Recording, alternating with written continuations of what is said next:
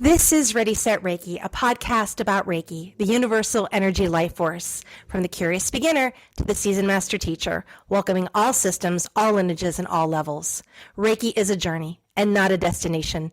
And on this Ready Set Reiki journey, we refer to ourselves as guides rather than hosts, as we too are traveling, supporting each other, and learning on this Reiki journey as well.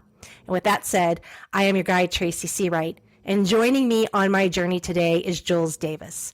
Now, Jules Davis is very important to me because she was a part of my journey when I went and retook my Holy Fire Reiki class. So I was very fortunate enough to take level 1 and 2 with her. But let me tell you a little bit about her. She is a highly qualified and experienced professional psychic, medium, Azui, and Corona Reiki master, ICRT Animal Reiki master, master crystal healer, sound healer, medical intuitive, animal communicator, spiritual teacher, and owner of RLux in Los Angeles. Now, education, training, and development are extremely important to her. She has trained for thousands of hours in her respective fields and has completed multiple multi-year mentorship programs. So she has these psychic and medium abilities that have been evident ever since she was a very young child. Now, she has trained extensively with highly regarded tutors both in the U.S. and in England at the esteemed college. She has been certified as a master level in 13 systems of Reiki and is one of just 40 ICRT licensed Reiki master teachers in the world. She was one of the very first Reiki masters in Los Angeles and the world to receive the Holy Fire Reiki energy when it was introduced in 2014. She has studied with the internationally renowned Reiki master, William Lee Rand, who founded and developed the Azui Tibetan Holy Fire, Azui, and Corona Reiki systems. He is also the founder and director of the International Center of Reiki Training and the Reiki Membership Association, of which Jules is a licensed Holy Fire 3, Azui Reiki, Corona Reiki, and ICRT Animal Reiki Master Teacher. Now, she had to take over 1,000 hours of additional training and teaching of other qualifications for this title. So her extensive training, her natural psychic ability, mediumship abilities make sessions with her a unique and powerful experience. Her desire is to go deep with you to help heal the root of the issues so that significant healing can take place. Jules, welcome to Ready Set Reiki. Thank you. Thank you for having me here. Wonderful. So let's begin our journey together. So I gave our listeners a bit of information about you, but coming from you, tell us a little bit about yourself. Sure. Well, I was born in Edmonton, Alberta, Canada, where I grew up for the first part of my childhood years. And I was pretty fortunate because my parents were very open-minded to a lot of different things. So we grew up going to yoga retreats and things of that nature. So spirituality has always been a part of my life. And like everything, we just have to find our own way there, but my mother was a natural medium and she loved all things spiritual, meaning like the occult and things kind of outside of the box. But my dad also was quite comfortable with that stuff. He even channels and meditates every day. So there was a definite openness in my home. And so I grew up with a lot of this stuff just around me and part of my life. And sometimes you kind of take that for granted because it's just there. Right. Right. And then in my 20s, I really started to have a lot of mediumistic experiences again, where they got very loud. And then I got into a bad car accident and I decided to learn Reiki as part of my healing journey. So that's what brought me to Reiki. But we moved to California when I was 11, turning 12 years old. And so I've been down in the States here since then, a long time ago. I'm coming up to my 30 something year anniversary this year. Wow. Of living in the US. And, everything that I do really just comes from being spiritually led at this point in my life. So I've been working in this healing arts industry, so to speak, and practicing the healing arts now professionally for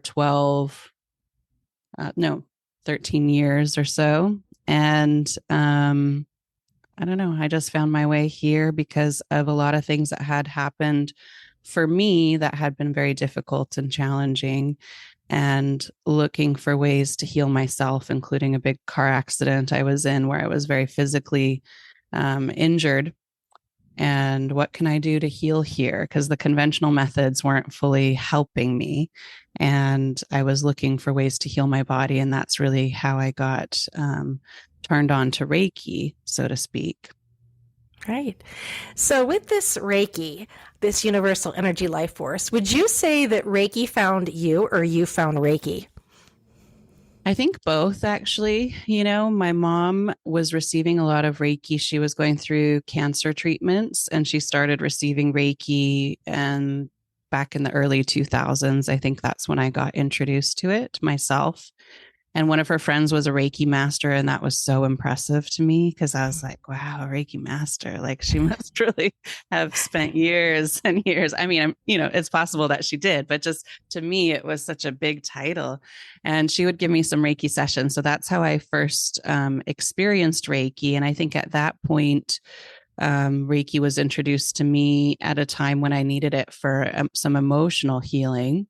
And then later on, it found me, I would say again, when I was asking for guidance spiritually, how can I heal myself?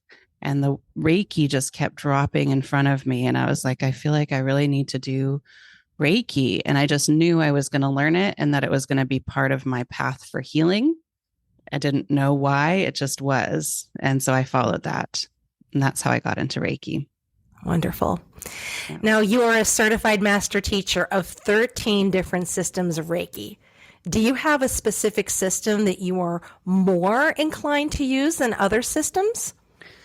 Well, to be fair, a lot of those have just been evolutions of the Holy Fire system. So Okay. I was there from the very beginning of Holy Fire. But the very first system I learned of Reiki was Usui Tibetan Reiki. And I thought it was really cool. I could feel the heat in my hands and people would be relaxed and all of that. But something for me was missing from that system. So I went on and I took what was called traditional Japanese Usui Reiki Ryoho, but it was really the teachings that came through Franz Stein and the International House of Reiki. So I studied with one of his students. She was my first teacher who I learned both of those systems from. But I knew from when I first decided to take a Reiki class that I wanted to be a Karuna Reiki master. I didn't know why. I was just really drawn to the Karuna energy. And so I decided William Rand was coming to LA, the Redondo Beach area, which is where I happen to live now, but didn't at the time.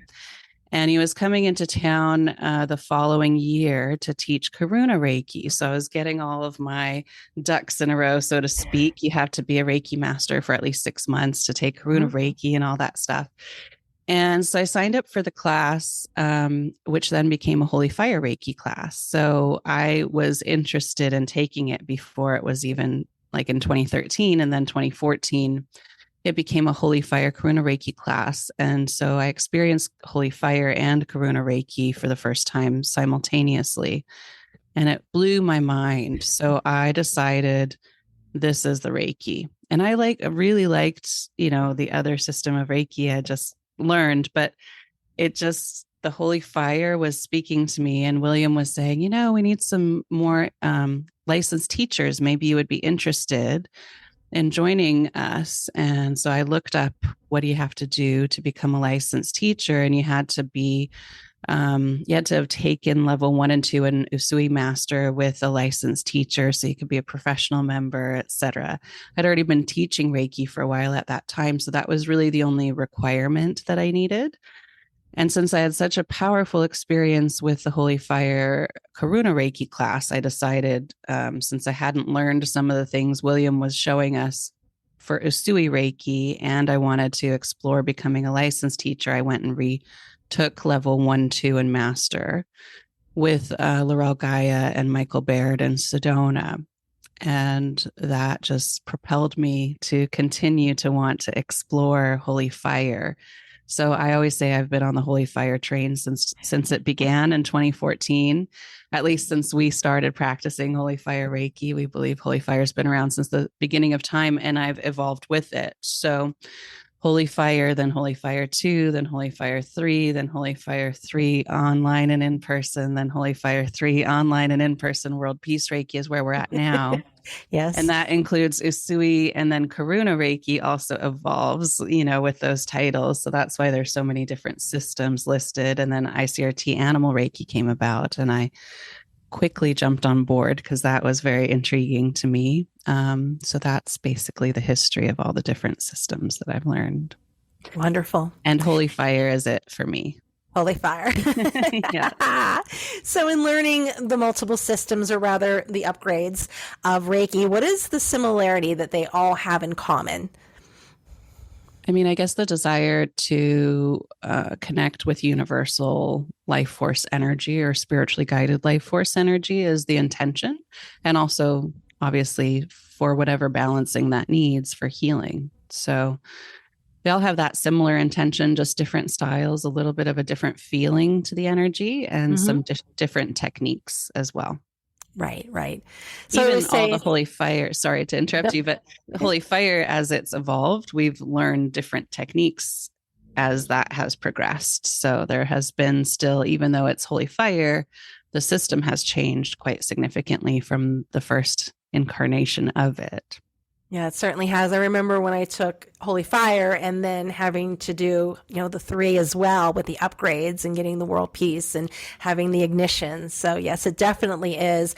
And I always tell people to stay current on it in case there is another upgrade. You never know when it's coming. Yeah. Every time I'm like, how can it get better? Oh, it got better, It got better. So it just keeps getting better. Yeah. Right. So as a licensed Reiki master teacher who your mentor was Colleen Benelli, and you're having completed over 1,000 hours of training, you're out there teaching, you've been on this journey for some time. So as you're out navigating through the landscape of Reiki, and you can also use this with your mediumship as well, what is a common misconception about your work as a Reiki master teacher and medium?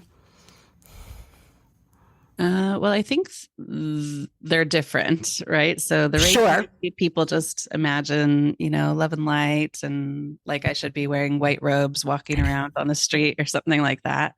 I've actually, because of my look and my style, people don't always associate me with healing because I wear like black and I have tattoos, and I look a little more different, which is totally fine with me.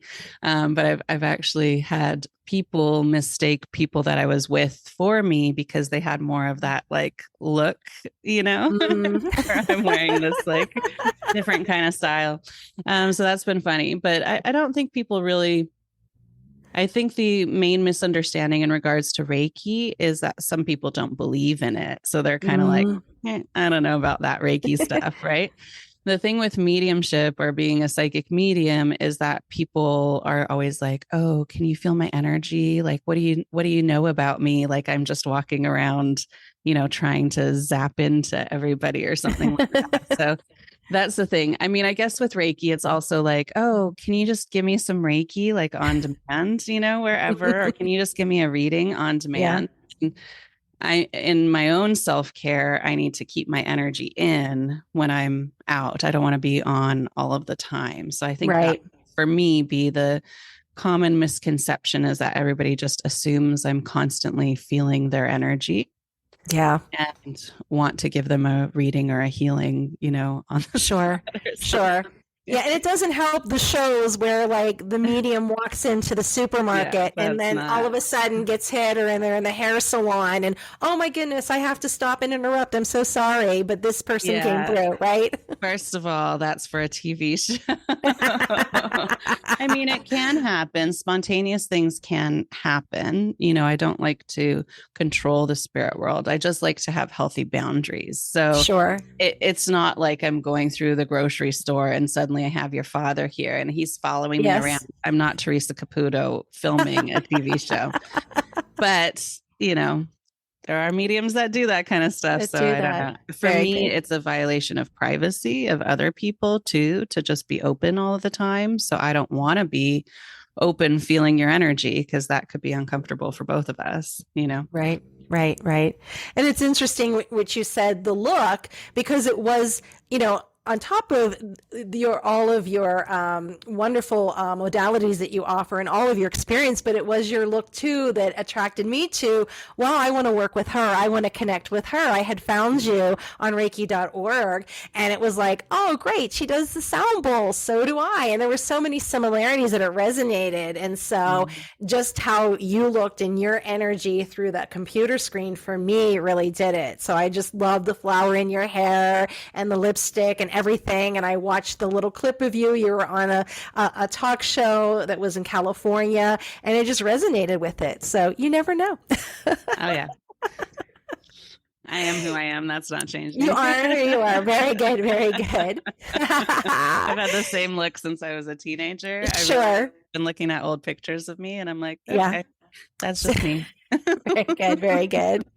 So helping out so many on their healing journey, what has been the biggest challenge or struggle that you have faced in your own healing journey? I mean, I guess it's just how much work there is to do.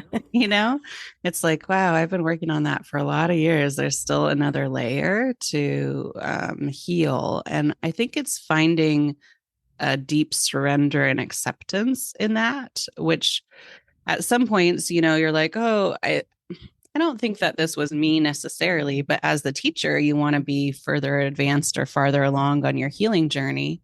But life happens. And so it's continuing to happen. And I'm continuing to learn from all of the difficult, adverse adventures. I've been calling them adventures instead of challenges right. that I have to go through. And so I think it's just for me, it's been allowing surrender and things to heal at the pace that's right, and just accepting, okay, there's something here to heal. What is it that I need to heal?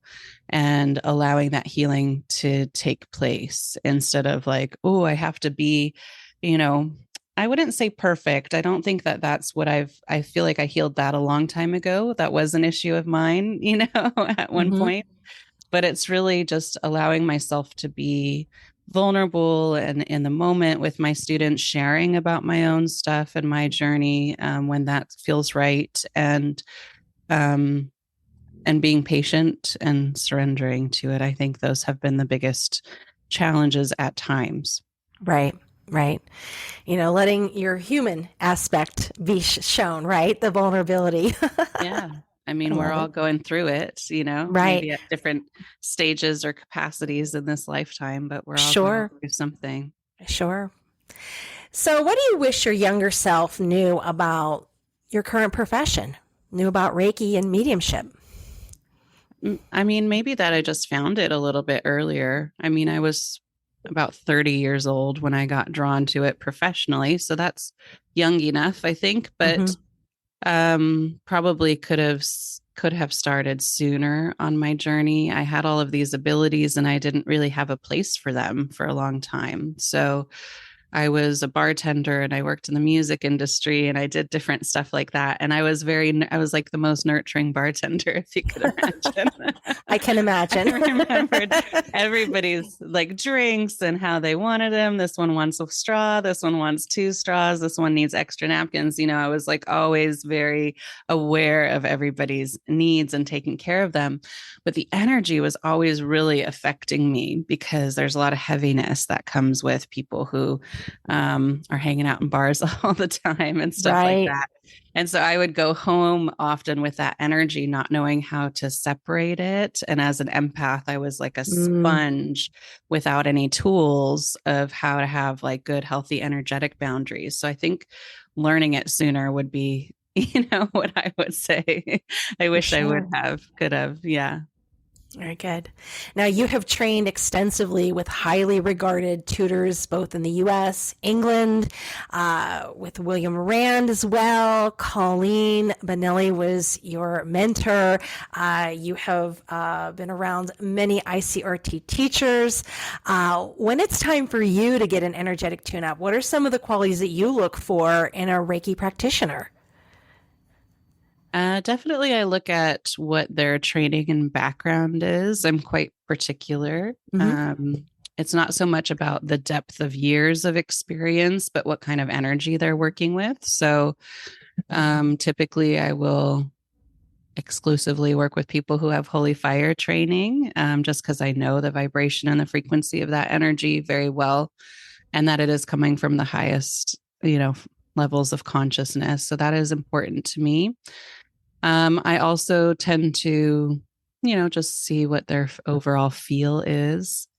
The last year, when I've been going through some personal health challenges and things, I've been working with some of the other licensed teachers just to try them out and get to know them in new ways Yeah. and different ways. So that's been nice as well, to have that support system, but also just, we're colleagues, we're friends, having that experience.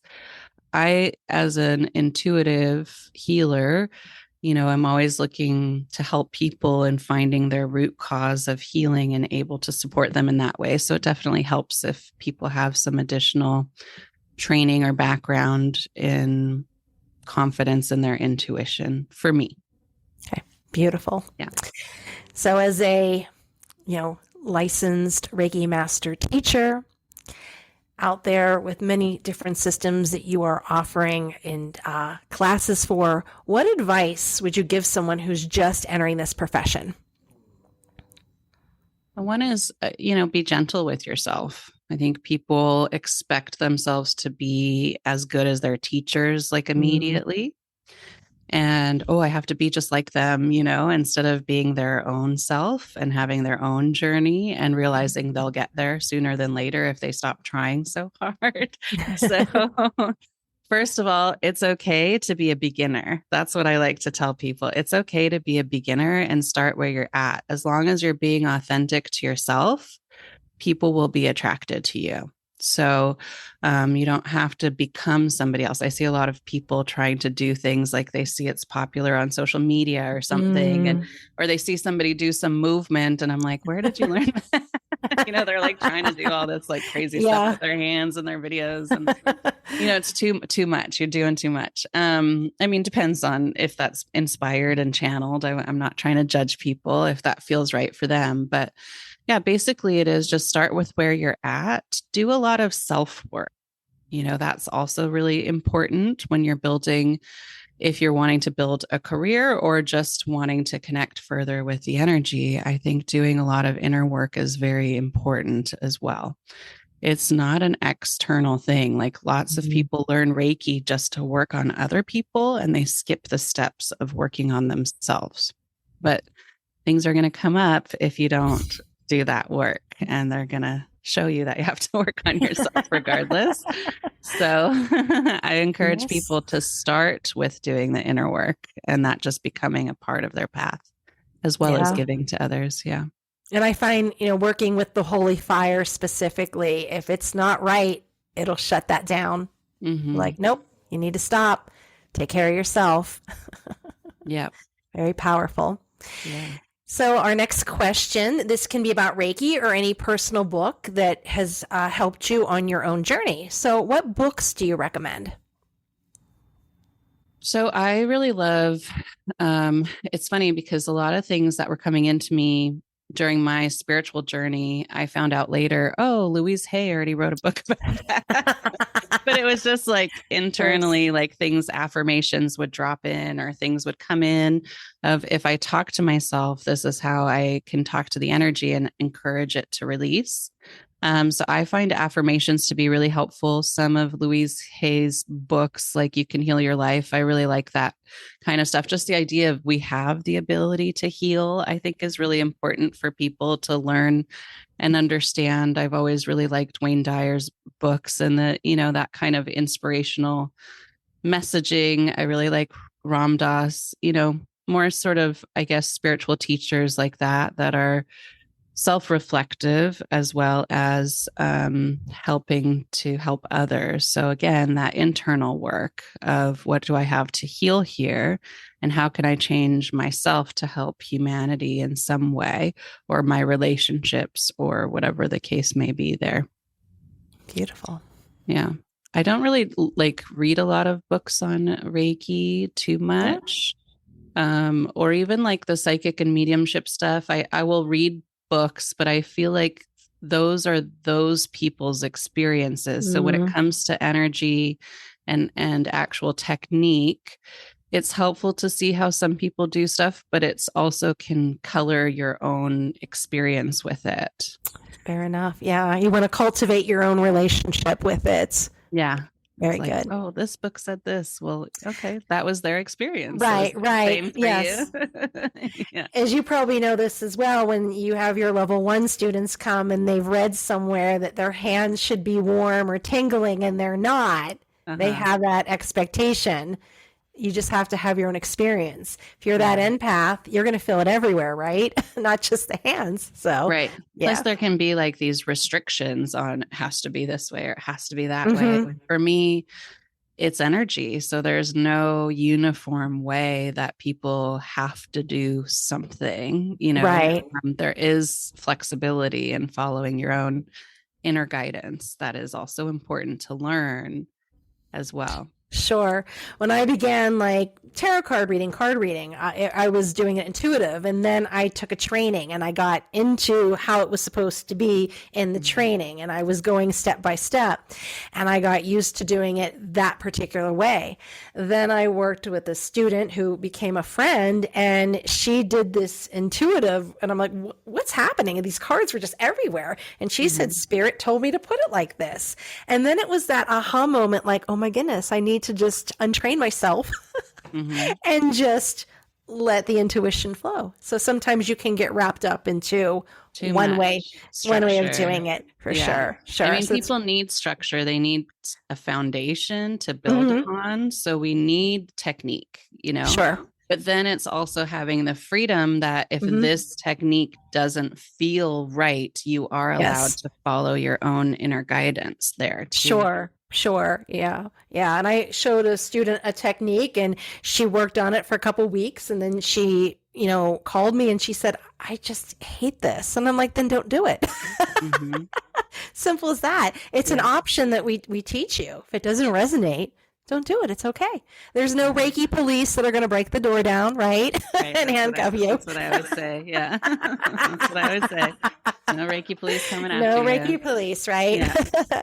So, and ultimately, if your intention is for the highest good of both of you or all of you or this planet or whatever way you want to say that, you can't do harm from that intention. Absolutely. So what other services do you offer? Do you offer trainings, classes, events? All of it. I'm one of those people that if I just did the same thing all the time, I'd be bored. So I have to have, I like to give myself a lot of different variety. So I teach all levels of Reiki as a licensed Reiki master teacher for the International Center for Reiki Training, which includes Usui Reiki, Karuna Reiki, and ICRT Animal Reiki. And then I also teach crystal healing. I teach psychic and mediumistic development. It's on the list to teach some sound healing because I've just been asked for it for so many years. So it will come. I also host mediumship events online and in person and retreats and spiritual trips. So there's a lot of different things going on. I just got back from Big Bear where we had a retreat last weekend.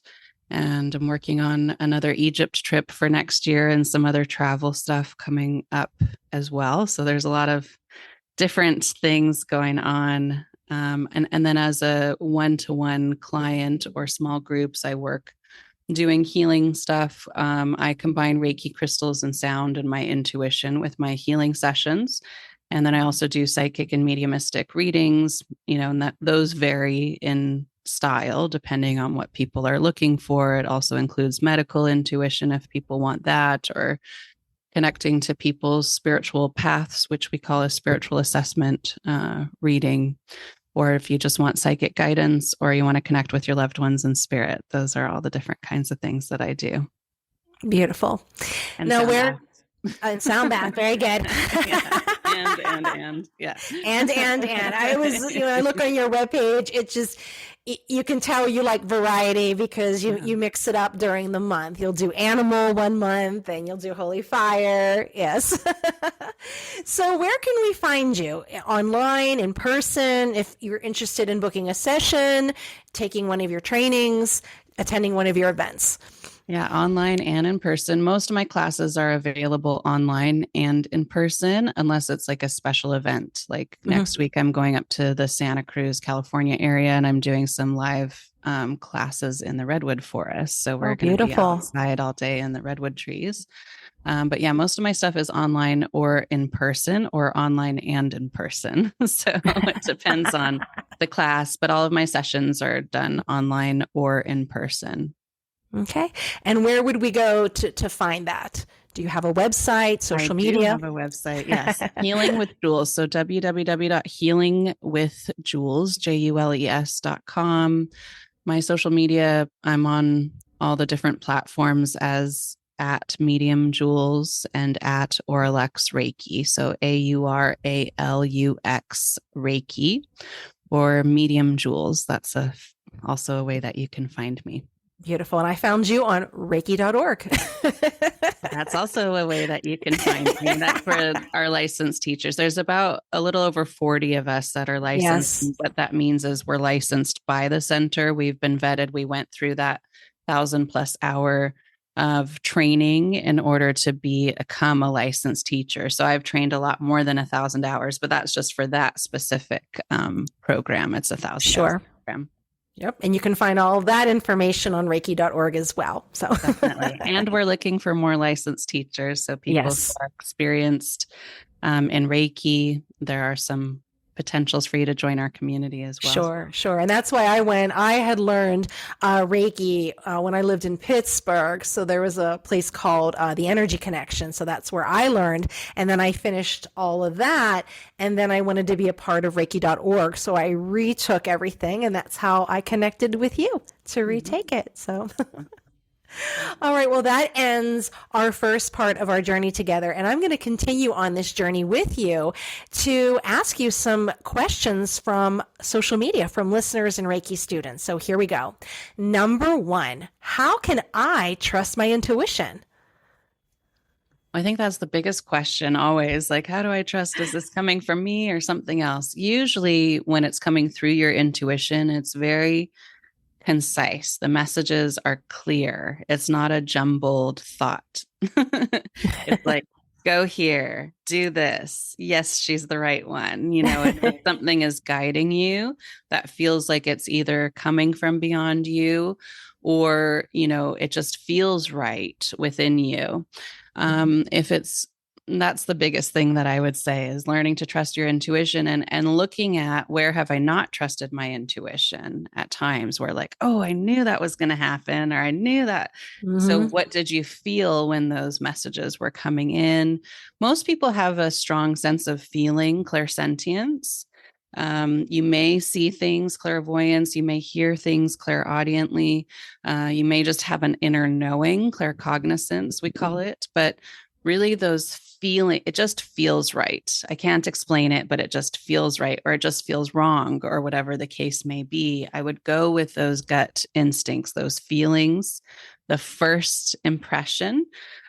If you tend to have anxiety naturally, you might want to take a minute because sometimes anxiety can come in first and you can have that negative thought of like, no, it's, something is telling you something is wrong, but it's not actually wrong. So that is the only time that I would say pause for a moment if you feel that anxiety coming in and ask for guidance from beyond that. So ask for something to come in to help you to be clear about the messaging that you're getting. Is this my fear or is this my intuition alerting me that there's something to be fearful of? Right, right.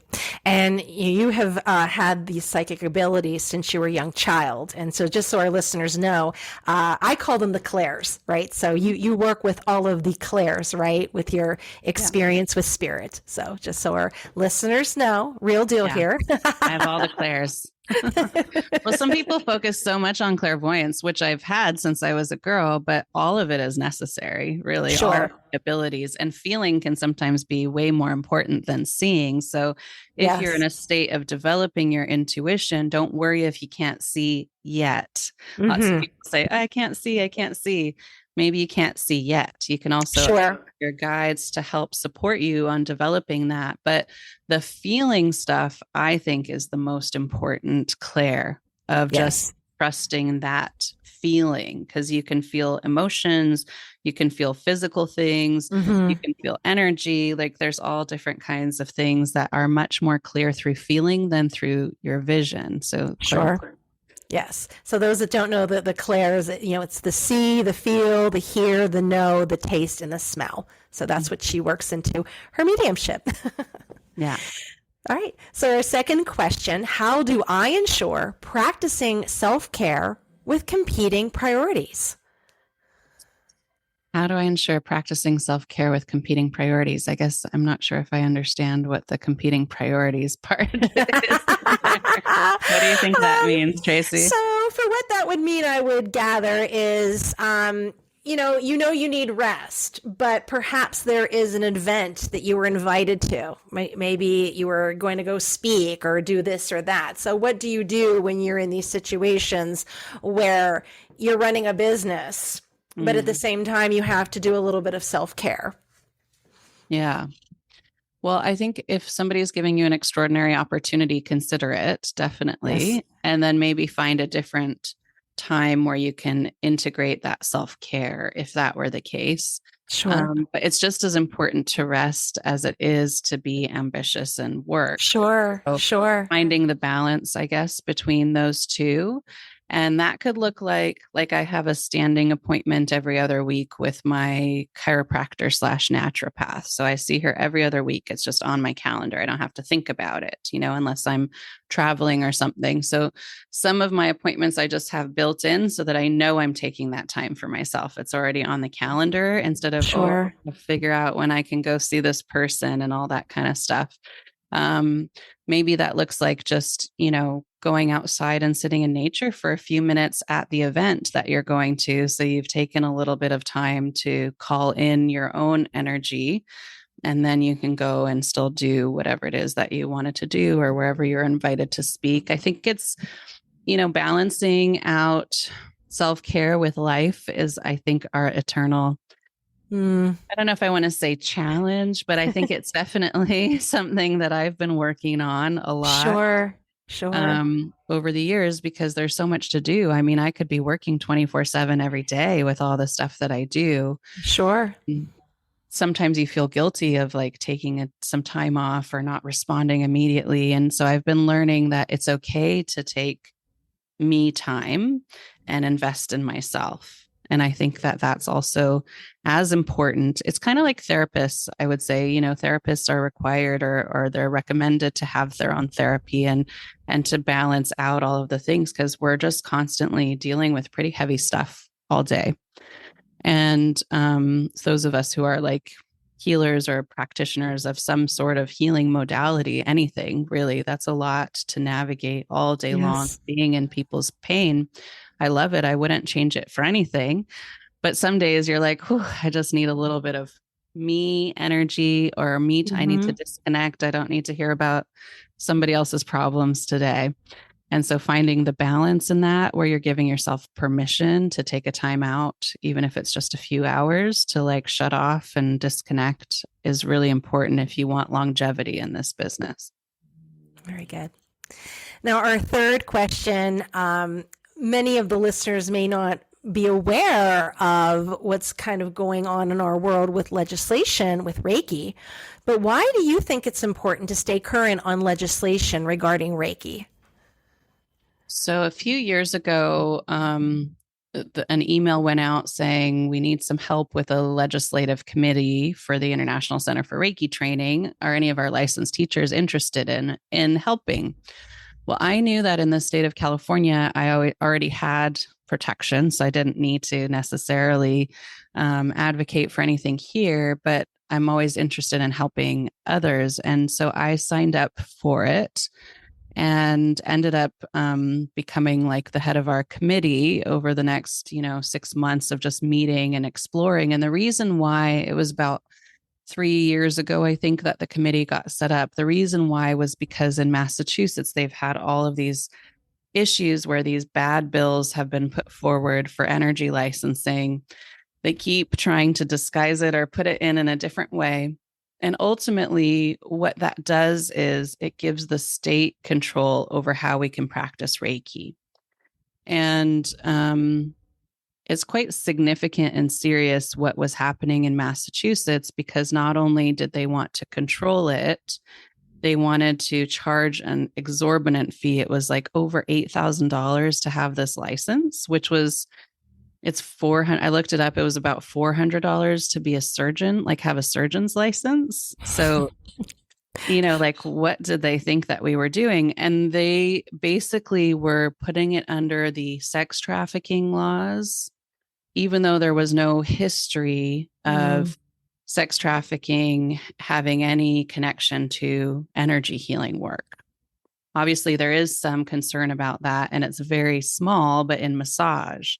But they were just lumping Reiki and massage together and saying that we needed to have a license just like massage therapists so that they could have some oversight. Now, there's so many different systems of Reiki, and there's so many different techniques in those different systems. Mm-hmm. And so if you have a governmental body with oversight, that could change the way that we have to practice our Reiki. So we, as an organization, and myself personally, don't believe it's necessary to license Reiki, mainly because it doesn't meet the threshold of causing harm. Things that require licensing, it's because they could cause harm. You go to a bad massage therapist, a bad surgeon, something like that. Obviously, that could lead to something more serious, but just putting your hands on somebody or giving a Reiki session, we know that it can't do any harm as long as people are being just a clear channel of that energy. So it is important because other states were starting to pop up. There's an organization that has two different names, but it's run by the same people, that was trying to endorse and has a lot of power, that was trying to endorse this energy licensing. And so they were trying it in other states as well. Well, they're the only organization that could license you. It's a whole money grab kind of situation too, where they say that they'd be able to measure the energy coming from your hands to see if you were a real energy healer, and that then they could license you. It's like this. It's silly. So it's important to keep track because there are different rules in different states. We only monitor the United States because, how can we keep track of the whole world? We're based here as an organization. So we monitor legislation and legislative activity in different states. And actually, more than 20 years ago, when the National Health Freedom organization was established, William was on the board. And who they are is an organization that works towards health freedom for a lot of different complementary and quote unquote alternative modalities, meaning naturopaths and herbalists and reflexologists and things like that might not fall under the umbrella of licensing. He was working with that organization. So they have been instrumental in helping safe harbor exemption bills getting passed, which has been helpful for Reiki practitioners. Often were included under those bills. They're named different things in different states. I know there's a lot more information, but it is important because there are 11 at the moment. We had a couple bills attempt to get passed in some other states, and they didn't because of politics and the way that things work. They didn't get passed. One of them was in Massachusetts, which there's a lot of support for, but they kind of shelved it there.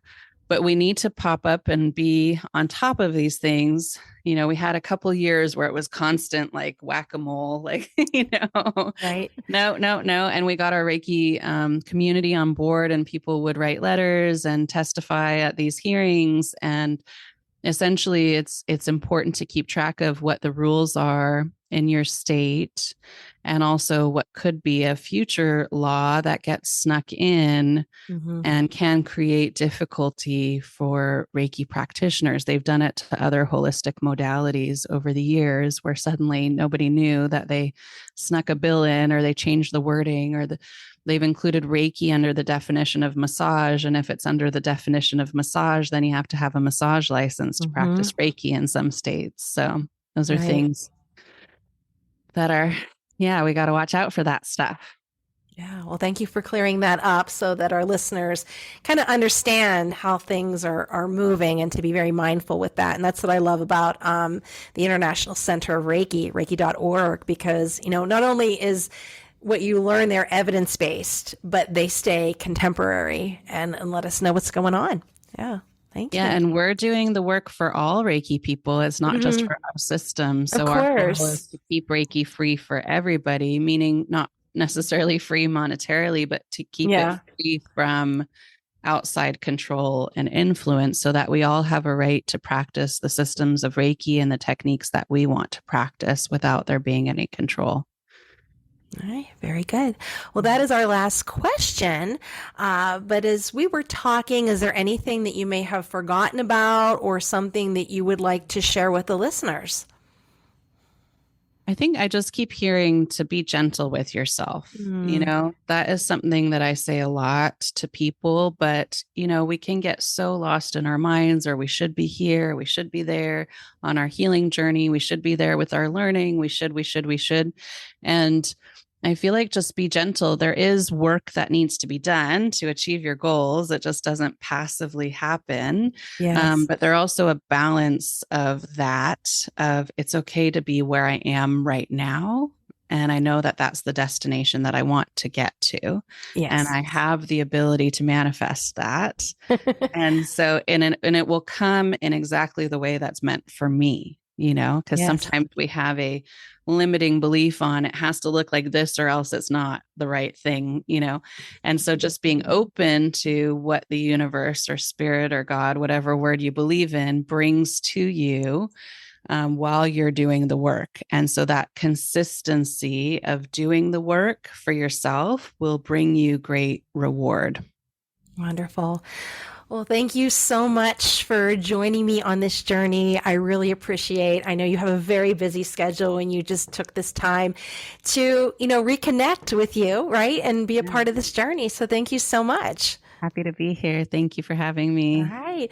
All right, my wonderful listeners. So if you would like your question featured on the podcast, reach out at www.readysetreiki.com or check me out on social media. Maybe your question can be featured on the podcast. Also, if you're interested in yoga or yoga trainings or Reiki trainings, reach out to Feather Sister Wellness that offers a variety of yoga classes, yoga trainings, and Reiki trainings online and in person in the El Paso area. So my name's Tracy Seawright, and this has been Ready Set Reiki.